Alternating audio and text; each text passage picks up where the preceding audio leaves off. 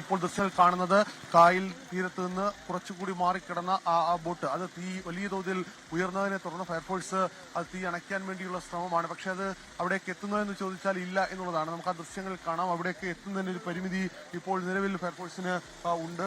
അവിടെ നിന്ന് ഈ വെള്ളം അത് പമ്പ് ചെയ്ത് ആ ബോട്ടിലേക്ക് എത്തിക്കാൻ കഴിയുന്നില്ല. ബോട്ടിന്റെ അടുത്തേക്ക് പോലും എത്തുന്നില്ല എന്നുള്ളതാണ് യാഥാർത്ഥ്യം. കാരണം അവർ അതിന് വേണ്ടി ശ്രമിക്കുമ്പോഴും ആ പരിമിതി അവരെ ഇങ്ങനെ തുണയ്ക്കുകയാണ്. ഓരോ ബോട്ടുകളിലെയും തീ അണച്ചാണ് ഫയർഫോഴ്സ് ആ സേവനം ഇപ്പോൾ തുടരുന്നത്.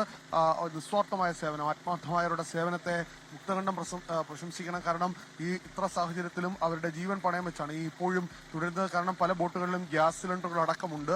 അതെല്ലാം മനസ്സിലാക്കി തന്നെയാണ് ഈ രക്ഷാപ്രവർത്തനം ഇപ്പോൾ അവർ നടത്തിക്കൊണ്ടിരിക്കുന്നത്. ചാരമായി പോയ ബോട്ടുകളുടെ അടക്കം ദൃശ്യങ്ങൾ നമുക്ക് ഇവിടെ ഇതിൽ കാണാൻ കഴിയുന്നുണ്ട്. കാരണം പല ബോട്ടുകളും ചാമ്പലായി തന്നെ പോയിരിക്കുകയാണ്. മത്സ്യത്തൊഴിലാളികൾ പറയുന്നത് ശരിയാണ്. കാരണം അവരുടെ ഏക ഉപജീവന മാർഗമാണ്. ആ ഉപജീവന മാർഗമാണ് ഇതാ ഇങ്ങനെ മുമ്പിൽ കത്തി അമർന്ന് ചാരമായി പൊയ്ക്കൊണ്ടിരിക്കുന്നത്.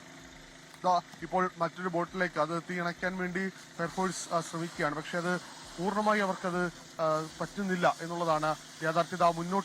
മുന്നോട്ട് നീങ്ങാനുള്ള ഒരു ശ്രമകരമായ ദൗത്യം ഇപ്പോൾ ഫയർഫോഴ്സ് നടത്തുകയാണ്.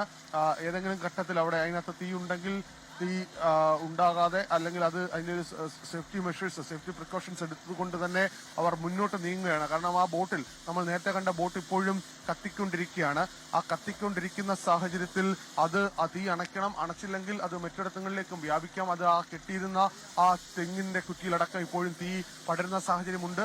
അതുകൊണ്ട് ഈ ബോട്ടിൽ നിന്ന് മുന്നോട്ട് നീങ്ങി അത് തീ അണയ്ക്കാൻ കഴിയുമോ എന്നുള്ളതാണ് അവർ നോക്കുന്നത്. നമുക്ക് ഈ ദൃശ്യങ്ങൾ കാണാം. ഈ ബോട്ടിന്റെ അടിയിൽ വീണ്ടും പുകയുയർന്ന സാഹചര്യത്തിലാണ് അവിടേക്കടക്കം വീണ്ടും ഒരു രക്ഷാപ്രവർത്തനം എന്ന രീതിയിൽ ഒരു സേഫ്റ്റി എടുത്തുകൊണ്ട് ഉദ്യോഗസ്ഥർ മുന്നോട്ട് നീങ്ങുകയാണ്.